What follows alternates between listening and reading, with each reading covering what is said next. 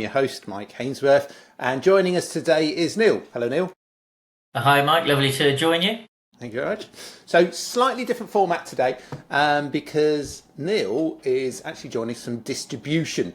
So, for those that may or may not, or for those that don't know what distribution is in the context of the UK market, we have effectively a free tier system. So, those that produce goods or product or services, the vendors, they will then outsource the distribution of their product to distributors, and they have the relationships with, generally speaking, with the guys that sell, the value-added resellers, if you like, or resellers, and those guys have the relationship with the end user, the customer. So that works for everybody for a number of different reasons. Of course, if you're of a certain size, like, I don't know, the Bank of England or some other, big entities like Coca-Cola, then they do tend to work directly with vendors on the most part. But there are certain vendors who have a channel only, meaning they only use resellers and distribution model, and that's good for them for a number of different reasons. Anyway, so that's how it works mostly in the UK, and so distribution does play a vital part within the marketplace.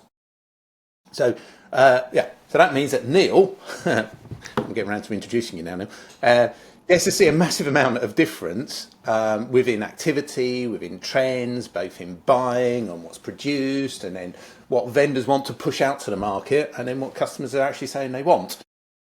And Neil, I know you've been working within distribution for something like 17 odd years now, so that's a fairly good time frame. And obviously, because sitting above the kind of reseller, then it still gives you a kind of vendor neutral perspective, because although distributors do have their preferred partners, it is kind of, you're still able to look at things from what does a customer actually require and what's actually going on. So, and I know you've been more commercially minded than technical, but it still gives you a good perspective as opposed to being purely technical. Is that a fair summary, do you think, Neil, or have I missed something?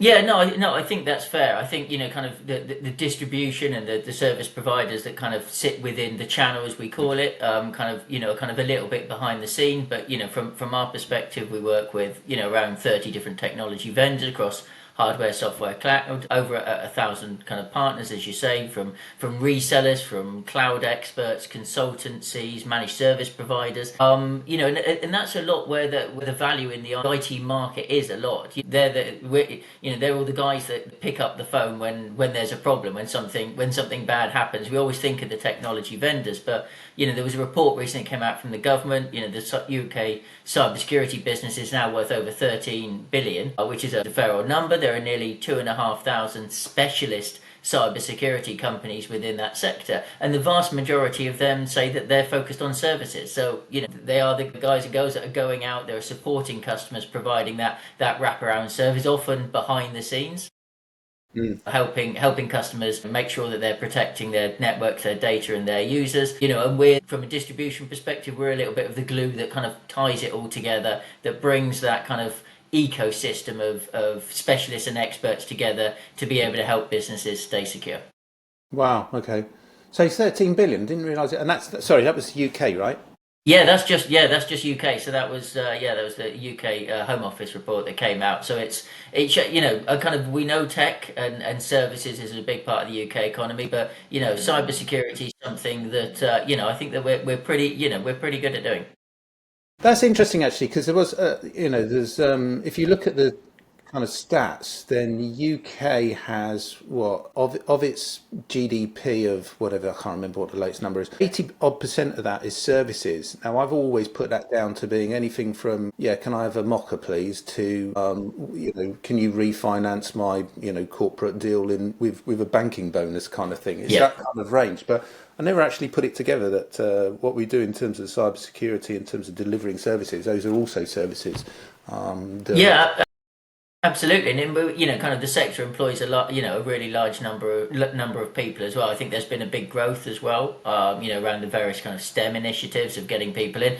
Obviously, when you're talking about, we're kind of like, I think we're into tangent zone already, but kind of, I think if we're talking about big issues in tech and cyber, skill shortage is something that we do see. So although the sector's definitely kind of doing very well from that perspective. I think we can do a better job. And, as you say, we both work in there. I didn't know the number was quite that big, and nor did you. And then, kind of, so sometimes we underestimate the value and the importance and the significance of what it is we do and the opportunity, therefore, as well. And I think that that's reflected probably a lot in terms of the fact that, there is a skills shortage still globally, but I think that's fair to say in the UK as well, that we're not always as good as we should be talking about the fantastic things that work in tech, cyber and cloud in the UK, and therefore selling that out to young people out there as being an exciting avenue to get into. And it's not just tech as well. It's not because obviously there's a big drive around kind of coding and technical skills, but when we talk about distribution or a managed service provider or consultancies out there, it's not just about tech. It's sales and it's marketing and it's operations. There's a lot out there in terms of the opportunity. Wow, yeah, I hadn't thought of that. That's cool. Okay, so wow, with your wealth of experience then from distribution, you must have seen a ton of stuff now. So I'll ask you your first question, and that's what's the dumbest thing you've seen from a cyber security point of view?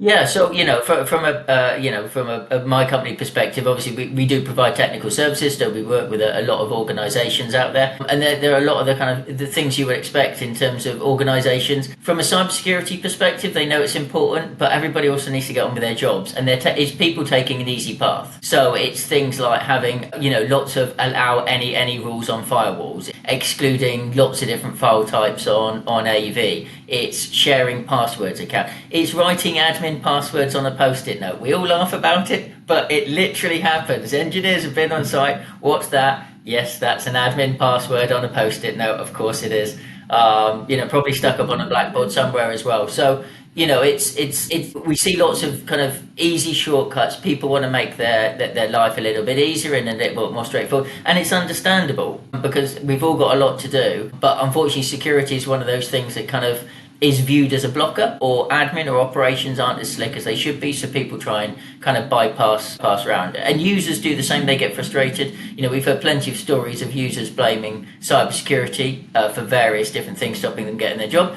Sometimes there was a good story of somebody blaming a security appliance that had recently been installed as being stopping them getting on with their work. It hadn't been taken out of the box. It was still sitting in the box, hadn't been installed, but it was still getting blamed. So sometimes security is unfairly blamed as being the problem for it. But so I think there's definitely the so dumb things is people just doing silly things to bypass security when they probably know they shouldn't, but they do just want an easy life. And sometimes there's a little bit of complacency. I think one thing that we'll probably come on to a little bit later is around compliance, but people thinking if they've ticked the box, they're compliant. Compliant means you're secure. Well, it definitely doesn't. Being compliant doesn't mean that you're secure. It's a starting point, it's a framework. Sometimes it's a tick box exercise, I think that's fair to say, but being compliant definitely doesn't mean means you're secure, unfortunately. Yeah, and depending on the type of entity that the customer is, will dictate whether or not that's what type of compliance that is, whether or not it's financial, regulatory, or it's a GDPR thing, which has got this nebulous kind of where does it sit, or if it's going for an accreditation, whether it's Cyber Essentials or ISO or any of the others that are out there.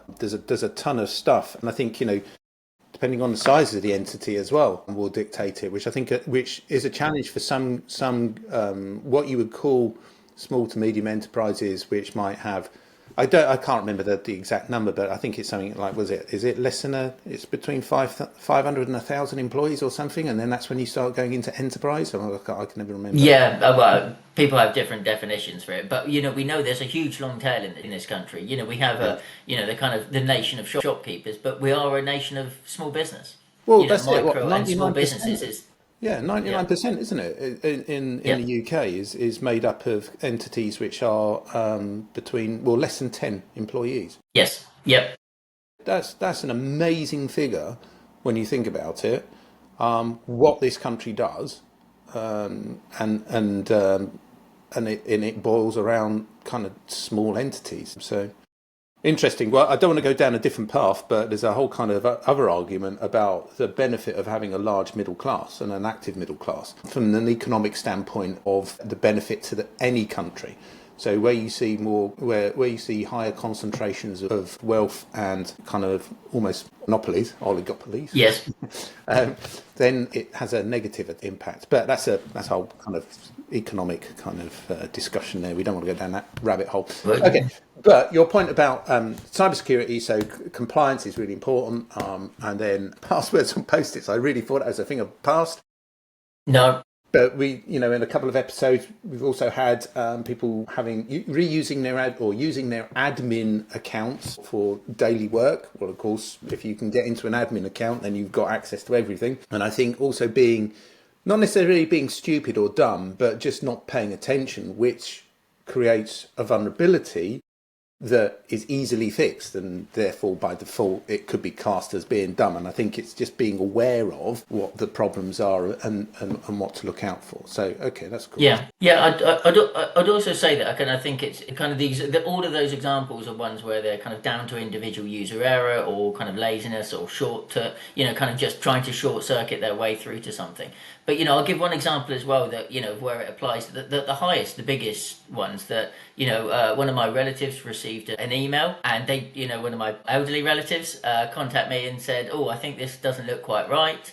Forwarded it over. My initial response was absolutely did the right thing. That's a spam email. That's a phishing email. And it had all the signs. So it had a logo at the top, but it wasn't quite right. There was inconsistent font that was used throughout it. There was no reason. It wasn't clear what the reason for sending the email was. The links weren't very clear in terms of describing what the user was meant to do when they got it, and the person wasn't expecting the email. And the entire format was chaotic. Classic phishing email, and that's good that somebody calls and says this isn't right. Now, as it turns out, it was a legitimate email from one of the country's biggest banks. You think like it's easy for us to blame users. Go, why did you click on the phishing email? Why did you click on the link? Why did you why did you do all this thing? When one of the UK's biggest banks is sending an email out that is textbook phishing, it ticked every single box. And you go, well, that was a legitimate email. And so I think that all of us, the cybersecurity professionals need to also, it's not just users or kind of admins kind of taking a short term. We all need to actually, up to the very highest level and go, well, are we helping users? Are we making it easy and straightforward for them? When we're sending emails like that out to consumers and then going, why do people click on phishing emails? Well, when a legitimate email from your bank looks like a phishing email, I think that shows that it's top down. I think it's important that we don't do victim blaming. And I think that we've seen examples of security awareness training where people send emails out and they go, "You've worked, like there's stuff during COVID, like you've worked really, really hard, and we've all done. We're going to give everybody a bonus." And then people click on the link, go, "That was a phishing email. You shouldn't have clicked on it." It's like, well, blimey, maybe. Maybe that was a little bit manipulative. Victim blaming, I think, it can be a problem in cyber, and I think that we need to make sure that we're helping everybody go on that journey, and we're all going on that journey together, and there isn't too much a kind of finger pointing. We look at ourselves in terms of what we're doing as a cybersecurity community as well, to be able to help take everybody on that journey, should we say? Yeah. So, okay, that brings us kind of nicely to our second question then, which is, what would you say is the one thing that you would recommend any organisation, large or small, so, we've covered the full remit here, to do from a cybersecurity perspective? Yeah, I'm going to start with people, and obviously it's a bit of a cliche of users are our weakest link and it's people and stuff like that, but also it kind of is. So, cybersecurity training and awareness, that education, that working with your employees, and that means absolutely everybody, but also it's just how we're doing it. We've done some survey with quite a few of our partners when we've held workshops, and I've asked the question of how many of your customers have reviewed their security training processes, for example, since COVID, since a dramatic rise in distributed workforces and people working from home. Are you talking to them about things in different ways? Did you give them that training, and have you continually updated that training? Because when you're in the office, you're behind that, you're on that network, you're protected, you're behind the firewall, you've got that perimeter, you've got all that on premise protection. When you're at home, you're in a very different scenario. So people are working with their laptop, but they're working on their own personal Wi-Fi. When was the last time they updated it, checked it? It was, let's face it, we're all running the cheap router that our ISP sent us. Yes. Have I changed the password? Probably not as often as I should, but also what else is on the network? We've all got smart devices now. We've got iPads, we've got tablets, we've got smart kettles, fridges. I've bought a new washing machine. It keeps asking me to connect my phone to it. I don't know what it's going to do when I connect my phone, but the flashing light is there, and with the Wi-Fi, it's like, I don't need to connect that onto my network, thank you. But it's asking me. So we have all this stuff on our network, and then our kids come home, and then they're on that, and then they might want to use our work device quickly because for some other reason, and then we'll check our work emails on our personal devices, and then we're accessing Salesforce on our iPad or on a laptop that our kids might be going on, downloading who knows what. And are we running AV? And we've got a Mac, and we've all been told you don't need AV on a Mac, but I mean, we all know you need AV on everything. All of a sudden you're in this, and then you're in a coffee shop, but then we also hear scare stories of don't use public Wi-Fi or don't plug something in. So there's this absolutely deluge of different devices scenarios that we're all in, lots of miscommunication and bad advice. Are we helping people? And I'm a firm believer as well of cybersecurity education should start with the person. I think organizations should give training that this is how we can help you in your personal life. This is how you can help your passwords. This is how you can turn 2FA on for your bank, for your email, for PayPal, for iTunes, for all of these things. Because if we're because we're still people. I'm a cybersecurity professional at work, but then when I go home, I'm still the same person. So if I'm more secure at home in my personal life, I'm going to take that good practice and that learning and that knowledge into what I do at work as well. So I think if we can, rather than going, well, we just need to think about what they do at work. Well, no, if we can help them with cybersecurity as individuals at home in their own personal life and their family and friends, then they're going to take that good practice back into their working environment. And is it updated? And is it collaborative? And having a positive culture. We've seen a lot with things like business email compromise. They're seeing a rise because people have been targeted because they're new to a company, or they might be the sort of people that might be maybe working from home. And when you get that dodgy email, if you're working from home, it's much harder to jump on a Teams and go to a colleague of, I've got this dodgy email, does it look right? Whereas if you're in the office, you can just lean over and go, what do you think of that? So it's a different scenario. So we don't have the same environment necessarily and that support structure. So are we helping support people to make sure that people aren't, and we talked about victim blaming, if they put their hand up and go, I don't think this is right, that there's kind of finger pointing or an assumption or anything. Having an open and transparent cybersecurity culture in the workplace that embraces and supports people as individuals as well as employees, that for me is a foundation point. And I think there's lots of other stuff that you can do on top of that, but I think that's where every organization should start. That's massive.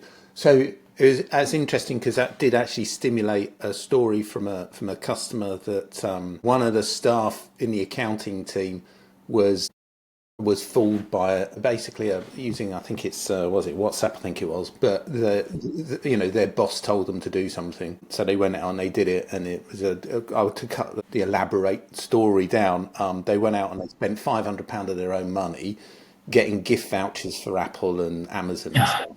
And then sending the codes off to their boss. And then when it came to putting it through on the expenses, their boss went, what the heck's this for? And the staff member went, well, you told me to do that. No, I didn't. And then, so that was kind of escalated through. But good call for the company. The MD kind of sat there and went, well, all right, look, we'll take that on the chin. Give the kid the 500 quid because it wasn't their fault. Yeah. They thought they were doing the right thing. We just need to educate. But again, that's using WhatsApp in a workplace context, you'd think, but it just happens. And I think it was good example of where the company actually supported the staff member despite the fact. Yeah, that's very good to hear. Yeah, maybe it might have been different if it was 50,000, not 500. But it might have been. Yeah. Anyway, before we carry on, I just want to take a moment, just from a little bit of a housekeeping, guys. As you're listening, And I'm pointing at the microphone and the camera. If you've got a comment, then do put a comment in. If you'd like to sit where Neil's sitting right now and giving us some feedback, then please do let us know. Alternatively, press the like button, which will magically appear somewhere on the screen in a moment, or indeed subscribe, and then you'll get more information about what's coming up. And then just to add a little bit more colour, every month we put out a newsletter. You can find it on LinkedIn, and it looks like this. And at some point we'll see the image come up, I'm sure, in the magic way of the way in which social media works and all that kind of good stuff. Right, okay. So, next thing then is, I guess what's really interesting. So normally we would ask a question now related to what our customers' feedback is, or if they've got specific questions. And we have been doing that, and recently we've been talking a lot about AI within the workplace. So whilst I don't want to completely exclusively ignore that, we have covered it quite a lot. And also, most recent one we just did, we were talking about AI implementation and the fact that cybersecurity companies are kind of sticking AI on it because, sell me this pen, well, let's get AI. Well, there we go, then I'll buy it. So it's kind of like that, but also quantum threats, and we were looking at that as well. But I think importantly, from your perspective at a distribution level, what are you seeing as being the areas that customers are focusing on? What are they or calling for? What are they asking for? What's the demand from the marketplace back into distribution and consequently the vendors? Yeah, I'd say in terms of an individual project level, I'd say there is AI. I think sometimes that's where the cybersecurity channel probably need to be a little bit more proactive, because we're definitely seeing a lot of customers trying to run before they can walk. Rolling out things like Copilot, and then what's your cybersecurity policy around this? And like, I don't know, got a firewall, and it's like, yeah, we're going to need to do a little bit more work around this. But that's a classic example of where, despite the fact that my business is obviously selling technology, I'd say policy is always got to come first. You need to understand what your policy is around before you even get onto any technology to be able to help solve it. What are you using? Why are you trying to use AI? What is your policy? What is your policy around data? Around how do you classify data? Do you know where all your data is? Is it structured? Is it unstructured? Who can access what? What are those permissions that people should have? What is your policy on things like shadow AI? Do you restrict AI tools only to the ones that you mandate, or are you going to allow it further out? Because let's face it, employees are going to find that if their primary role is to do their job, and if IT isn't letting them use what they need to do their job, they're going to go, we talk about people take a shortcut, people go and find out. So we've seen a massive rise in shadow AI. So I think policy has to come first above all of these things, and I think that's where we're seeing a lot of conversations that need to be kind of rowed back a little bit before we talk about the tech. What is your policy on it? So, but yeah, AI we're definitely seeing a little bit about. IoT and OT, we're seeing a massive rise. It's definitely being targeted. There have been some quite high profile attacks of kind of whether it's kind of low level kind of like tactical small stuff to the the kind of the large gangs that, should we say, have been associated with China, Salt Typhoon, Volt Typhoon, where there's been attacks on kind of OT infrastructure. So we're definitely seeing a rise on that, because again, organisations are rolling out IoT, OT. At a whether it's Sorry, you keep using that acronym, right? Forgive me for being a little bumpkin. I get IoT, right? Internet of Things. OT. Yep. OT, operational technology. So a great example of where we're seeing a lot of OT is in healthcare. So if you've got big infrastructure equipment, CAT scanners, you've got lots of equipment that's now become digitized, now is connected to networks that previously would have been more standalone equipment. All of that operational technology is now being kind of connected to the network, and now needs to be, that's the IT team look after that now, because it's on the network. It's got a little Wi-Fi symbol probably. So all of this now is connected, but it's not. You can't use SCCM to go and patch your a lot of this OT stuff, because it's running proprietary operating systems. It's going to be running maybe some form of Linux or Unix, or it's going to be SCADA systems. So if you're talking about and this is obviously an extreme level, but high levels in terms of utilities, critical national infrastructure, power, nuclear stations, a lot of that operational technology was effectively air gapped before because it's old stuff, it's big, it's equipment, it's infrastructure. But now more and more stuff is becoming digital, whether it's new equipment or whether it's kind of being retro connected. So this stuff can be managed remotely more effectively, which is obviously a good thing. But now you've got huge numbers of devices, and it's kind of like growing 50% every year. The numbers are a bit mad of all these devices that are now being connected to networks that previously weren't, that aren't Windows. They're not managed. You can't manage them through. They're not in your Active Directory. They're different operating systems, different applications. Huge amount more complexity, but that doesn't mean that they're not vulnerable. They're still part of a risk. One of the most famous attacks where that kind of happened was the attack on the nuclear. Iranian nuclear power system, Stuxnet, many years ago. That was a state-sponsored attack to disable the nuclear Iranian development program. That was OT because it targeted the centrifugal systems to be able to take that down. Now that required huge amounts of complexity and planning to be able to target that equipment because that equipment was historical and it was complex and it was old and it was OT. It required a whole level of different skill, but it was still connected to a network. Stuxnet was like over 10 years ago now. And is that similar to the one which was allegedly against it? Well, I think they blamed the Chinese, but it was basically during the recent American election there was a bunch of phone hacks going on, and it was targeting the infrastructure and the outdated kind of equipment that they've got there. Yes, within the telecoms infrastructure. So it's kind of like you'd think they'd have it all up to date, but why? In a way, why would they? They install a box, and they've got a life cycle of the box, and then they'll carry on sweating that asset as long as possible because but that makes economic sense. But absolutely, having to upgrade it. I think what you've said about the idea of everything going digital within institutions like the NHS, for argument's sake, then I suppose that takes us down another rabbit hole then, because from a compliance perspective, typically if you're, I suppose with Cyber Essentials, if you're not doing the latest upgrades, then that ain't working and you're not going to pass. And I know the NHS don't really have to worry about Cyber Essentials, but from an ISO perspective, I would imagine it's reasonably similar. But I guess ISO, I'm guessing, are probably more tolerant to the use of, I don't know, random bits of Linux software as opposed to, well, it's not all Office 365, mate, so it's not going through. But yeah, what that means then, you've got a whole, I mean, the IT team, imagine that, have got a whole gamut of additional stuff, I'll use that word very carefully, to deal with, which they hadn't previously. So yeah.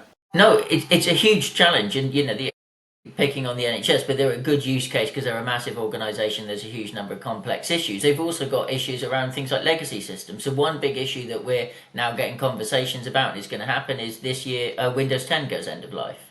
Organisations are going to need to migrate, but the problem is if you're running legacy application, you can't just go, well, everyone's going to need to upgrade to Windows 11, because is your machinery capable of doing that? Or more importantly, are you running legacy applications? So what are you going to do? Are you going to ignore it? Do you pay Microsoft a lot of money for extended support, or do you look at other security solutions? But there's, again, if you're running infrastructure, it was when Windows Server kind of 2012 went end of life. The kind of like, well, you just need to upgrade. That's just not always possible. My example on the NHS, if you're running a very expensive, complicated piece, but an old legacy bit of medical infrastructure, and the only way that you manage the admin console is it still runs on, I don't know, Windows Vista or something terrible like that. But you're not going to just write off this valuable piece of medical equipment because the application only runs on Windows Vista. But it's like, okay, but you can't write it off. But now you're introducing, you've got a vulnerability within your network that you need to look at and manage. So managing legacy infrastructure while at the same time you've got IoT coming in, you've got OT. Organisations are, they're installing new air conditioning systems where they're all going to be connected to the internet. You've got smart systems coming on. You've got warehousing. You've got You've got devices. If you've got a fleet of cars, they're probably going to be fleet managed. That they're going to have devices connected in there. 5G is massively changing infrastructure out there. If you're utilities, if you're a utilities company and you're, I don't know, a water company, you're going to have sensors throughout your network looking for leaks, so you can be preemptive. Well, they're not all going to be cabled. You're going to use now the widespread availability of 5G is massively increasing. So you've got all these devices. So on one hand, you've got to manage the constant upgrade for legacy infrastructure, while at the same time dealing with just loads of stuff on your network is the most reductive way of saying it. So the potential attack surface for bad guys is increasing rapidly. It's that's a big challenge for IT professionals to be able to manage all of a big broadening kind of scope of infrastructure. That's an amazing insight. I had not considered that at all. We in our garden we've got a sewage pipe coming down the hill from all the houses above us. Oh right, yeah. It's almost like an L bend. Why they bloody built a sewage tunnel with an L bend? Right, I don't know, but the every now and then the worst case happens, and our gardens are a quagmire of other people's effluents. Anyway, so after complaining to Yorkshire Water enough, they said, "Well, all right, we'll put this monitor in there," and they've dropped a little monitor in the drain so that if it rises above a certain level, it'll send a little alarm out, and the guys will come along with the pump and whatever and deal with it, as opposed to letting it dribble everywhere. Now you go, well, that's a great idea, but obviously, A, it's got to be battery operated. Yeah. It's got a lifespan, and then B, how does it communicate? Because it's not plugged in anywhere. It's a bloody sewer. No. And so it's probably 5G. Yeah. Yeah, and if you can, and I'm sure they'll have used password 123 or whatever it is the default. Yeah, you can if you. Why would they? Why would they do anything but the easiest thing? Yeah. And then they'll drop it into the sewer and let it go, and that's it. But that's a weakness right there. You could exploit that if you knew what to look for and where to look for it. So that's... Well, I mean, there are internet search engines for IoT device. Just go on Shodan. I shouldn't be encouraging it, but you can go and search huge numbers of internet devices, everything from critical national infrastructure to traffic lights to people's internet-enabled kettles.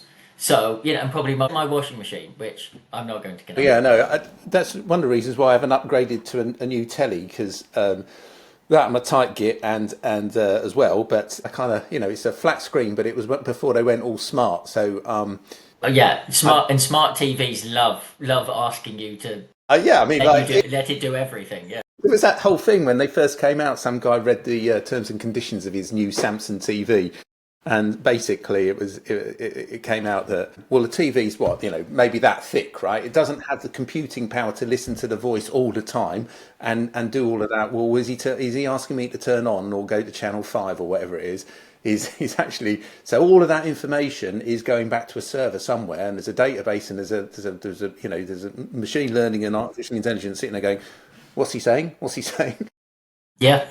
Oh, well, I've got to turn it on. Okay. So, but all the other times when you've got it on standby and you're doing whatever you're doing in your front room, it's listening to you, and I think that's and it's recording it as well, and I think that's that's a massive thing. But anyway, okay. So, other than not watching or turning your telly off at the thing, probably more environmentally friendly.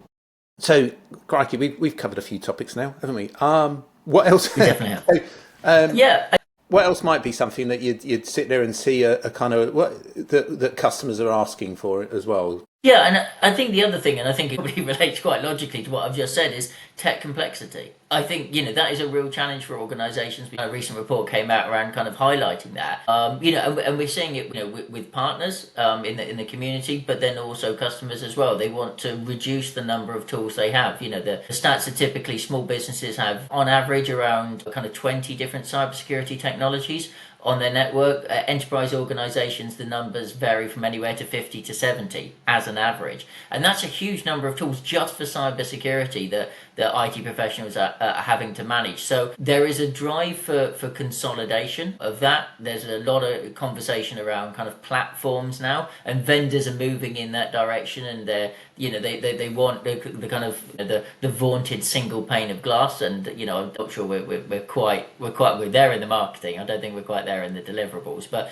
organizations do want to reduce out complexity, having fewer number of vendors. But I think where the opportunity is there is no organization is going to consolidate. We're going to have one vendor. We're just going to rely on one organization, because that is also, from a risk perspective, that's bad as well, because you're introducing a single point of failure. So I think reducing overall maybe the number of vendors you have, and you'll always need point products for specific solutions. I think the key here is interoperability. It's having those technologies being able to talk to each other. So that's where we're seeing, I think there's opportunity for the cybersecurity ecosystem, as we say, to be able to work better together, sharing threat intelligence, using kind of software solutions that do talk to each other, exchange information, so you can get kind of more, better quality actionable data that organizations can use to and respond quicker, to be able to automate a lot of that, and sometimes that might use AI. But I think the key thing is reducing the amount of just overall noise to turn it into useful data and information, and to reduce that complexity. So I think there's a requirement on cybersecurity companies for technologies to work better with each other, because that's the way that customers, businesses and IT and cybersecurity pros out there can do their job more effectively, more efficiently, get better value from the products where they are working together. We can't just have individual silos of expertise. Everything needs to kind of work a little bit more seamlessly together, and I think that's what organizations need, because nobody has enough time, nobody has enough capacity, nobody has enough kind of skills. That's why we're seeing a rise in things like managed detection and response, and kind of more managed services coming from vendors, because people are struggling with that skills shortage and that capacity. But I think the key thing is the tech needs to work better as well together.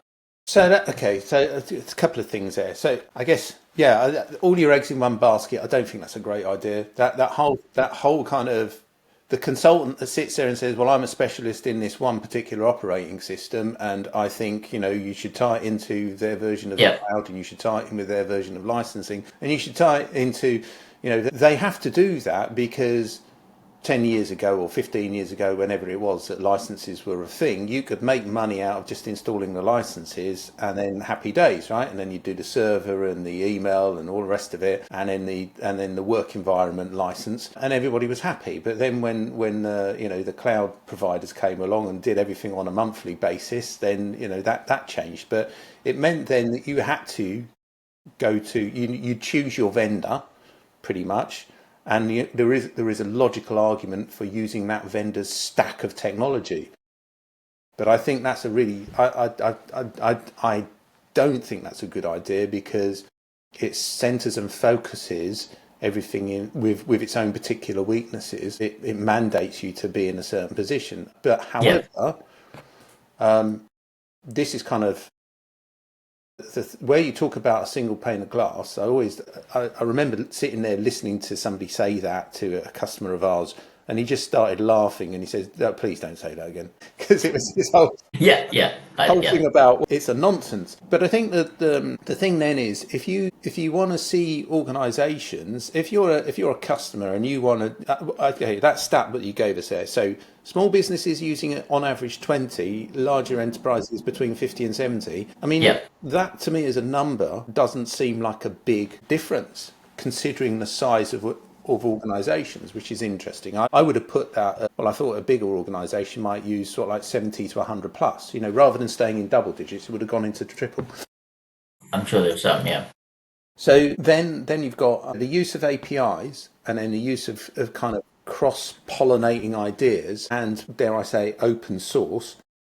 I think that's an interesting argument, because in our previous episode we were talking about the value that China brings to the technology stack in terms of the amount it's investing as a country into technology and developing its technologies. That's actually quite interesting, and I think we work with guys over in Taiwan on various different projects, with the stuff that we've done within crypto and stuff. very much more an open source community there. Whereas if you Yep. look at the kind of Western model, it's very much, well, let's patent our Yeah. idea or let's patent our process because there's really good business value in patents and it makes absolute business sense to protect your brand. One might argue that the likes of, I don't know, well, Coca-Cola obviously are a great example of that. No one person knows the recipe, right? And so on and so forth. Yeah. But at the same token, by open sourcing technology, you're able to sit there and get over the issues of different threats because somebody will come along and go, well, all right, that is a threat and there is a break there, but this is how you fix it. I think that would see almost like a paradigm change in the way in which people operate to get away from protective, patented kind of process to more open source. Yeah, yeah, and it's a difficult one. I agree from a business perspective, but I think that there's huge technological benefit of having a more open and kind of interoperability approach to working with competitors. But I think for the greater good, I think that there's a lot of opportunity there. See, because I think there's that like I love the idea of technology and I love the idea of organization and process and systems. And if you want to run an effective business, then you need to be systemized. You need to have process. You need to be clear. So right at the very beginning, we were talking about how you can't blame the victim. You need to train them and make sure that they've your responsibility as the organisation is to ensure that your staff are well trained. Likewise, if you want them to run efficiently, you don't just give them a desk and a computer and tell them to get on with it. You teach them how to do what they've got to do. Otherwise, Yeah. what's the point, right? So I think where was I going with that random thought? Processes are important, and I think that it is really vital that we identify what they are. But yeah, I'm waffling a little bit here, but it's an interesting dialogue, I think. It is, absolutely. Okay, cool. Well, look, we've been cracking on for a good 40 odd minutes. I'm sure when We AI have. does all its editing, it'll chop it down to 32 and a half or whatever it'll be. Any last thoughts? What do you think about, okay, actually, just before we do that, another bit of housekeeping. I'm going to talk about likes, subscribes and comments. So again, let's just hit the buttons, guys. Please do that. Before we go though, Neil, what might be a suggestion to a business owner about something to look at for the upcoming, I don't know, 6 to 12, maybe 18, 24 months, something like that, something in the near future? What would be a thing to hang your hat on and say, just give that a bit more focus, guys? Yeah, and again, I'm probably not doing what I should be doing in terms of selling the technology, but I'd say have a review of your business processes, especially when it comes to business continuity and planning, because kind of every organization is a potential. Well, we use the word victim, is a potential target. A lot of organizations think, why would I be a target? Well, some organizations are obviously going to be a target in terms of because of their role in critical national infrastructure or the high value of IP or data that they might have. But anybody can get caught in a crossfire. Spray and pray attacks. Some criminal gangs will just hit absolutely anybody anywhere. So anybody potentially could be a victim, and where you sit in the supply chain is increasingly important. That you might not be the most important organization in the world, you feel, but you might be working with a company that is a target. And if that company's cybersecurity defenses are too good, but you have an API, for example, into them because you're a part of their supplier framework, then you are a target. So I think organizations need to plan for business continuity in the event of something going down. And that's not an IT discussion. That's a business discussion. That's from a finance perspective. That's not just where your backup is, but if you stop working, you're rolling over to cloud, can your employees still work? If you have an office, what is your alternative source for that? From a marketing perspective, what are you going to tell your customers? We've seen plenty of examples of really good communication and then bad communication where organizations have denied that there's a problem and they've stalled and they've said, oh, it's going to be all right, oh, and it's an IT issue.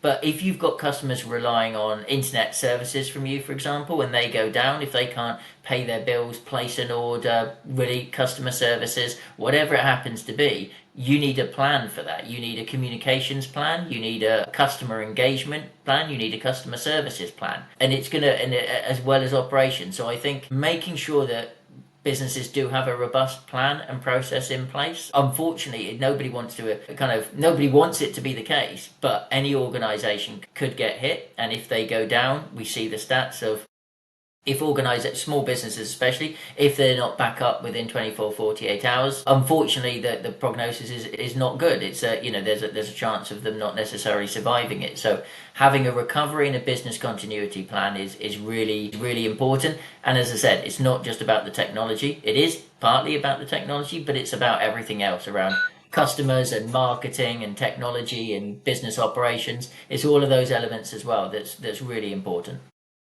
So with business continuity then, or BCP, and disaster recovery then, Yep. I think there is an area that it draws organisations to think about seriously that it's not cybersecurity is not a cost to the business. Disaster recovery is not a cost. Business continuity planning is not a cost. These are essential investments within the organisation. And I think, all right, with a really small organisation, you've got competing priorities for everything. I mean, you've got operational costs which are coming out your ears, and you've got to, make the sales happen, and so on and so forth. But once you've gotten to a certain level of predictability, then you really have to think about, well, okay, I can predictably bring income in, and I can predictably deliver service. But if that operational element is disrupted, what happens to us from a continuity point of view? And I think that then needs to be translated from a cost to an investment. And I think a problem that a lot of IT managers and IT decision makers have, especially when they report up to a chain of command where they're talking to, let's say, a financial director or other, then they end up getting stonewalled because it's looked as being a cost, as opposed to looking at this as being, the business has to look at it as being what happens when we get breached. What will that mean? What will be the cost to the business? Yeah. So what are your thoughts on that? Yeah, I mean, there's an operational cost that organisations, sometimes cybersecurity gets put in that. I suppose there is an element of it being a little bit like insurance, and all businesses will have insurance. They'll have those policies and processes in place. Cyber insurance is something that we've definitely seen a rise on, and I think that's, if customers listening don't have cyber insurance in place, it's an interesting one to be able to look at doing. Although we're seeing cyber insurers getting a lot stricter in terms of what they mandate. Seeing things like Cyber Essentials is something where they're saying, no, you do need to have these things in place. But I'd say making sure you have those plans and processes. As you say, it's what is the cost, the opportunity cost to the business in terms of it going down, of what happens. But again, I'd say it's about understanding, just like cybersecurity, about what is it enabling in your business. So in terms of, if you're mostly centrally located at an office and then staff had to be able to work from home, we'll look at what is the opportunity of enabling staff to be able to be more flexible and work from home. And actually that's then turning into a business enablement element. It's just as cybersecurity, it's just an overhead. How do we know if we're never going to use it? But if you're using security tools, in a better way, in terms of things like, I don't know, improving kind of authentication, and then your IT help desk are getting fewer calls around password recovery, and people can be more productive. If you're looking at single sign-on because you're using lots of cloud apps, then that cybersecurity is an overhead. But actually, by having more efficient password management and single sign-on, staff are spending less time logging in and logging out and remembering passwords and doing resets because they have one single login that unifies their experience. So actually looking at things like kind of cybersecurity and business planning, viewing it as being around actually operational enablement, enabling you to leverage investments you've already made in a better way and being able to do more. I think it's an easier way of then being able to quantify what the ROI and the return is and the value back to a business, rather than just viewing it as a cost on a P&L. Wow. Yeah, nice. Good. Neil, we can carry on like this all day, mate. But It's probably good. I think we've hit an hour at least, so Yeah. or near enough. Okay, so look, what we'll do then is let's bring it to a close. Yeah. Thank you. It's been really, really enjoyable.